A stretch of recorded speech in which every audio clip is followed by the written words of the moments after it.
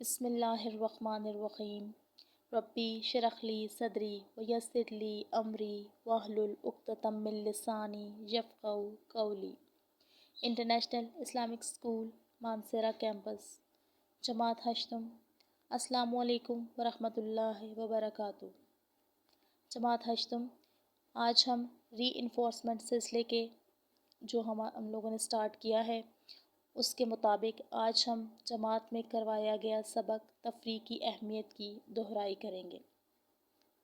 سبق تفریح کی اہمیت کلاس کے ایک بچے کی مختصر سی روداد ہے جو کہ وہ تفریح کے دوران جو سب کچھ دیکھتا ہے گاؤں کے سالانہ میلے میں، اور وہ آ کے اپنے جماعت کے بچوں سے ڈسکس کرتا ہے۔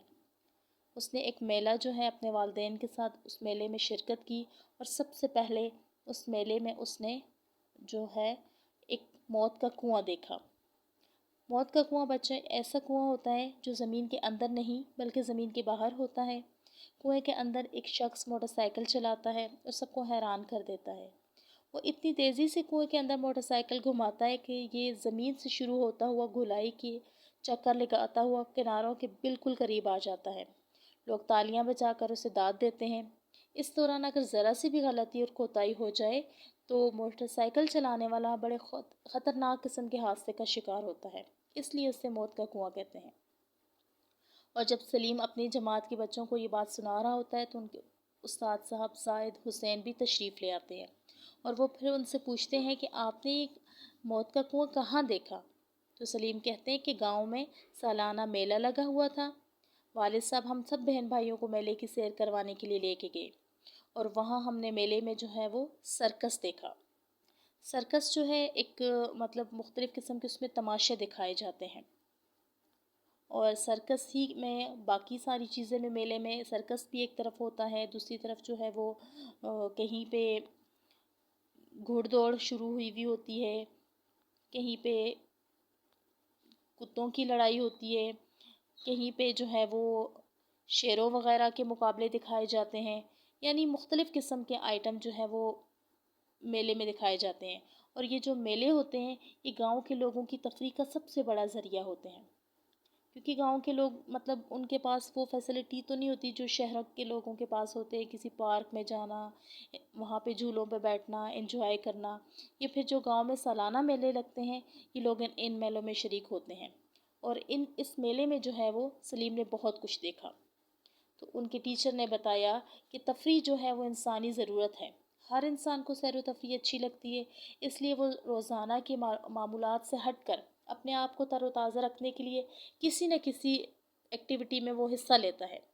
تفریح سے ہمیں خاص قسم کی توانائی ملتی ہے جس سے ہماری معمول کی کارکردگی میں بھی اضافہ ہوتا ہے۔ اور زاہد صاحب نے بتایا کہ تفریح تباہ دو طرح سے کی جا سکتی ہے، کسی کام میں سب سے پہلے تو خود شریک ہونا، یا پھر مشاہدہ کر کے یعنی تماشائی بن کے۔ کسی کام میں جیسے کرکٹ میں وہ خود شریک ہو گیا، اس نے جو ہے وہ کرکٹ کا میچ خود کھیلا، اور دوسری طرف جو ہے وہ تماشائی بن کے۔ زاہد صاحب نے بتایا کہ مختلف کھیل کھیلنا، ورزش کرنا، مختلف قسم کے مشاغل میں حصہ لینا، یہ کیا ہے؟ تفریح کی قسمیں ہیں۔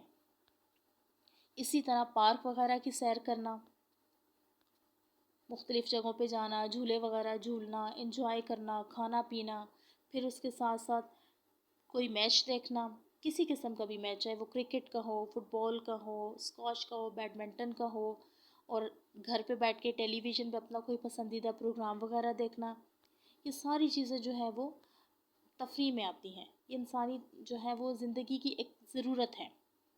اور اس کے بعد جو ہے وہ زاہد صاحب نے سلیم کے بعد باقی طلباء سے ان کی تفریح کے متعلق مختلف قسم کے سوال کیے، تو طلحہ کہنے لگا کہ جب میں اسکول سے تھک کے گھر جاتا ہوں تو میں اپنے دوستوں کے ساتھ جو ہے وہ گراؤنڈ میں چلا جاتا ہوں، وہاں میں کیا کرتا ہوں؟ فٹ بال کھیلتا ہوں، اور جب ہم فٹ بال کھیلتے کھیلتے پسینے سے شرابور ہو جاتے ہیں، تھک جاتے ہیں، لیکن کیا ہوتا ہے کہ ذہنی طور پر ہم تر و تازہ ہوتے ہیں۔ فٹ بال کا میچ ہمیں ذہنی طور پہ تر و تازہ کرتا ہے۔ اس کے بعد عامر سے پوچھا گیا کہ وہ کیا کرتا ہے، تو عامر نے کہا مجھے باغبانی کا شوق ہے، میں نے اپنے گھر میں ایک چھوٹا سا باغیچہ بنایا ہوا ہے، اس باغیچے میں مختلف قسم کے پھول، پھل اور سبزیاں وغیرہ لگاتے ہیں۔ اور عامر نے یہ بتایا کہ باغبانی کا شوق جو ہے اس کے والد صاحب کو ہے۔ انہیں دیکھتے ہوئے اسے بھی جو ہے وہ باغبانی کا شوق ہو گیا، اور اس نے اپنے باغیچے میں مختلف قسم کے پھول اگا رکھے ہیں جن سے ہر وقت بھینی بھینی خوشبو آتی رہتی ہے، اور اکثر وہ اپنی لگائی ہوئی سبزیاں بھی پکاتے ہیں جو بے حد لذیذ ہوتی ہیں۔ اور اس کے بعد جمیل کی باری آئی تو جمیل نے کہا کہ مجھے مختلف علاقوں کی سیر کرنے کا مزہ آتا ہے۔ میری تفریح اس وقت تک مکمل نہیں ہوتی جب تک کہ میں کسی جگہ، علاقے یا عمارت کی سیر نہ کر لوں۔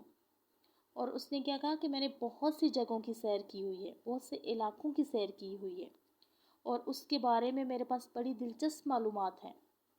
جب وہ معلومات میں لوگوں کو سناتا ہوں تو بڑے حیران ہو جاتے ہیں۔ یہی وجہ ہے کہ میں نے بہت سی جو ہے وہ تاریخی عمارتیں دیکھی ہوئی ہیں، اور جب میں کسی جگہ پہ جاتا ہوں تو اپنے ساتھ کیمرہ وغیرہ لے کے جا کے نہیں بھولتا۔ میں جب وہاں کی خوبصورت جگہوں کو دیکھتا ہوں تو میں وہ خوبصورت تصویریں جو ہے اپنے پاس اپنے کیمرے میں محفوظ رکھتا ہوں۔ یعنی مختلف لوگ مختلف طرح کی تفریح کرتے ہیں، کسی کو گھومنے پھرنے کا شوق، کسی کو کھانے پینے کا شوق ہے، تو کسی کو جو ہے وہ کتابیں پڑھنے کا شوق ہے۔ جمیل کون سا شوق رکھتا ہے؟ جمیل مختلف علاقوں کی سیر کا شوق رکھتا ہے۔ اور اس کے بعد عاصم صاحب کی باری آتی ہے۔ اس کے ٹیچر عاصم صاحب سے پوچھتے ہیں کہ آپ کو کون سا کھیل پسند ہے عاصم؟ تو عاصم نے کہا ہے کہ میری تفریح کتابیں پڑھنے سے ہو جاتی ہے۔ جب ساتھی دوسرے کھیل تماشے کر رہے ہوتے ہیں، کھیل کے میدان میں اچھل کود کر رہے ہوتے ہیں، تو میں کوئی نہ کوئی کتاب لیے اس کے مطالعے میں مگن رہتا ہوں، اور میں چشم تصور سے پوری دنیا کی سیر کرتا ہوں۔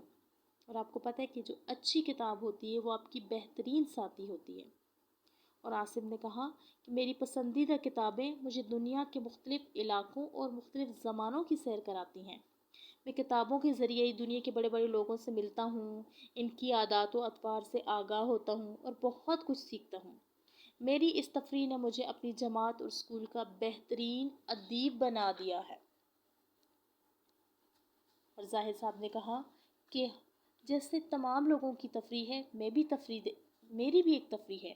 میری یہ تفریح ہے کہ میں ٹی وی پہ جو ہے مختلف قسم کے مذاکرے وغیرہ سنتا ہوں اور حالات حاضر سے باخبر رہتا ہوں۔ اور پھر ان کے ٹیچر نے انہیں بتایا کہ تفریح سے لطف اندوز ہونا انسانی فطرت ہے۔ مختلف لوگوں کی تفریح کی ترجیحات مختلف ہوتی ہیں۔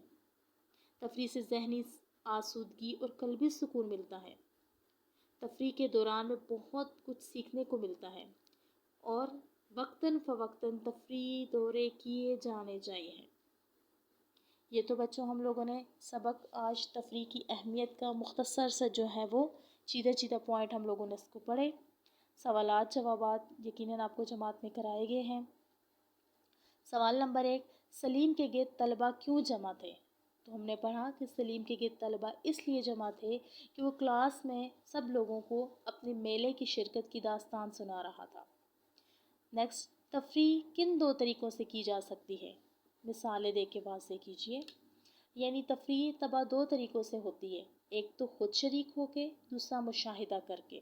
خود شریک ہونا جیسے کرکٹ خود کھیلنا، اور مشاہدہ کرنا کرکٹ کا یا فٹ بال کا یا کسی بھی چیز کا تماشائی بننا۔ نیکسٹ، جمیل کس طرح تفریح کرتا ہے؟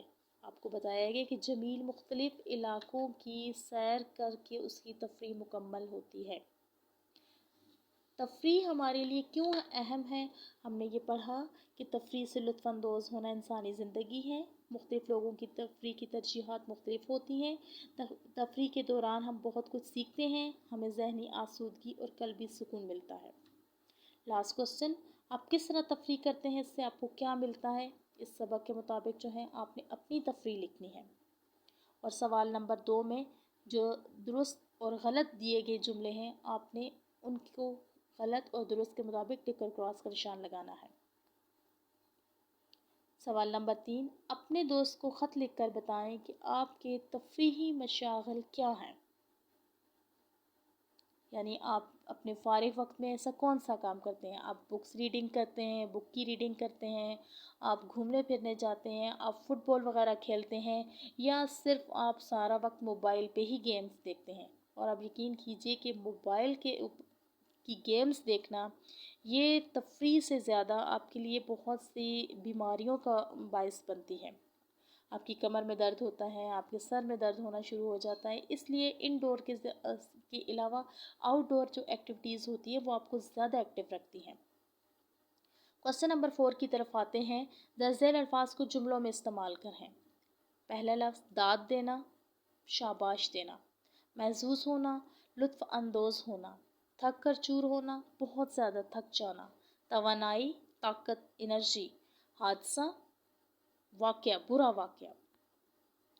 تو بچوں آج کا یہ ہمارا لیکچر ختم ہوا۔ امید ہے کہ آپ بھرپور تیاری کریں گے۔ انشاءاللہ بروز سوموار آپ کے اس پورے سبق کا جائزہ لیا جائے گا۔ بک کے اندر سے MCQs بھی آئیں گے اور ایکسرسائز سے بھی آئیں گے۔ امید ہے کہ انشاءاللہ آپ اس ویک کو جو ہے وہ اس آن لائن کلاسز سے بھرپور مستفید ہوں گے، اور روز کا کام روز کرنے کے ساتھ ساتھ آپ یاد بھی کریں گے، اور انشاءاللہ اچھا سا جو ہے وہ آپ کا جائزہ بھی ہوگا۔ اللہ تعالیٰ آپ سب کا حامی و ناصر ہے۔ جزاک اللہ بالخیر۔